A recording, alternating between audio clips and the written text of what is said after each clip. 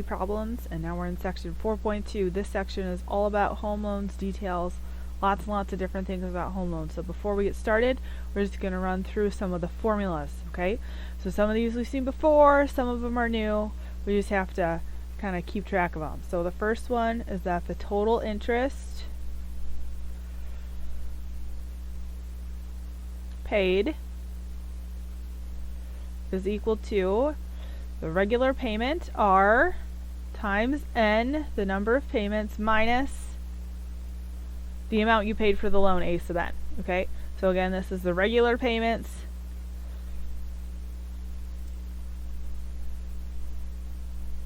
times the number of payments minus the loan amount.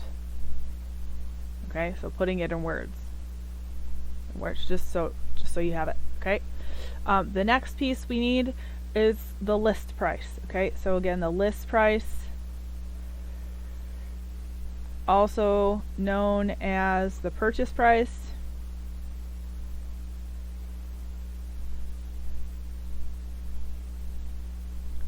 is equal to the loan amount plus the amount of money that you put down. Okay, so that means that if we want to find the loan, then we would take the list or purchase price and we would subtract the down payment. Okay, so down payment. Okay, then we're going to deal with something called equity. So it's how much of your house you own. Equity is list minus owed. Okay, list minus owed. So it's a list price minus how much you owe. Okay. Alright, so we're going to look at an example of this just so you all see it all together. So we're going to do number 10. The buyer of a house obtains a loan of $90,000. So again, we're going to make our timeline automatically. We know that $90,000 is over here because that's a loan amount. The buyer can get obtains a 15-year loan, so we know it's for 15 years at 5.4% interest, so our R is 0.054. Monthly, so that means I is 0.054 over 12. Or we could do a 30-year loan. So we have two cases here that we're looking at. So again, $90,000 is still the loan. 30 years. And then here our R is 0.0585. And then again, that's monthly. So R is going to be 0.0585 divided by 12. And we want to find the monthly payment for each and the total amount of interest paid. So first we have to find monthly payment and then interest paid. Okay, so we're making payments each month. And again, when we do our timelines, we want to do the first two payments to show how far they are apart, and then the last one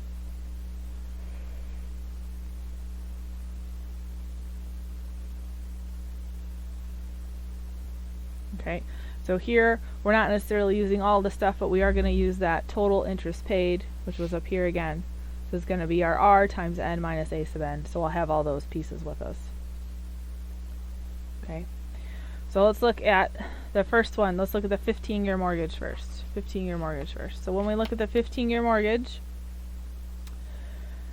we're going to have to figure out how many payments are made. Okay, so if we're doing 15 years times 12 payments a year,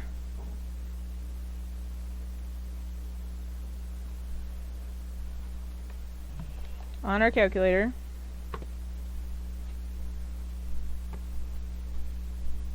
we get 180. So when we set this up, we get 90,000. That's our A sub N. That's A180. It's going to be equal to our regular payment times 1 minus 1 plus our I, 0.054 over 12, to the negative 180 divided by 0.054 over 12.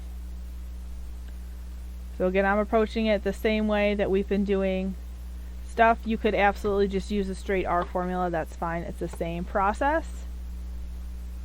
So I'm going to do 1 minus 1 plus 0.054 divided by 12 to the negative 180 over 0.054 over 12.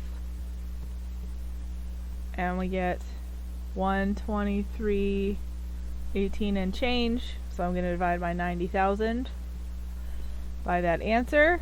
Because again, I'm not going to round. So here my regular payment would be $730.60. 61 cents because we round up the payments.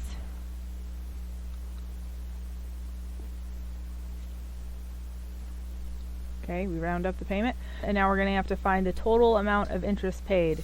So that's going to be total interest paid is going to be 180 times R. 180 was our N from up here. So that's where that comes from. Minus our loan amount, $90,000. So we get 180 times 730.61 minus 90,000. So when we plug that in a calculator, you can do that all at once. And again, you want to use your rounded up payment because if you just use your previous answer, you're going to be off a bit. So you want to use what you actually found for R. So that means for this 15-year mortgage, we would pay $41,509.80. Because again, we're going to round to the nearest penny, so we have to go to 2 decimal places. Okay, so that would be our total interest paid. So go ahead and take a minute and try to find the second part.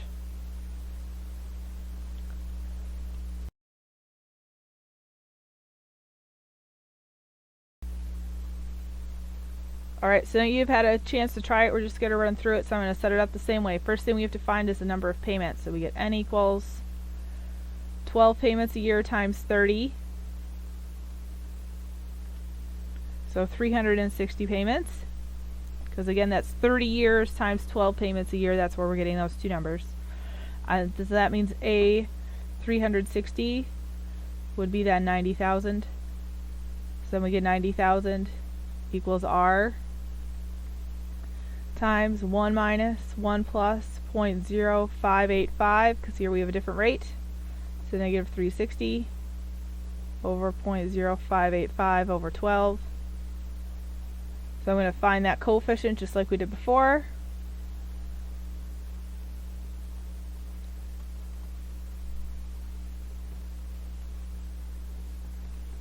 So there's my numerator, and I'm going to divide that by my denominator. So we get 90,000 is equal to R times 169.50 and change. Divide 90,000 by that.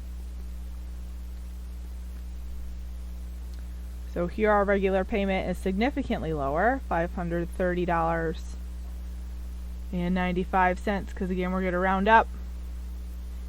Okay, so there's the first part. But then to get our total interest paid,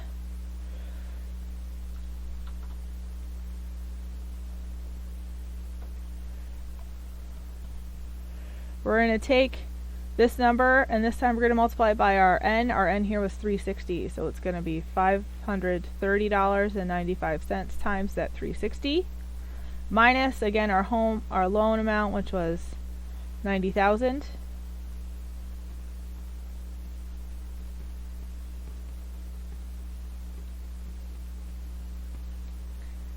So this time the interest we pay is $101,142.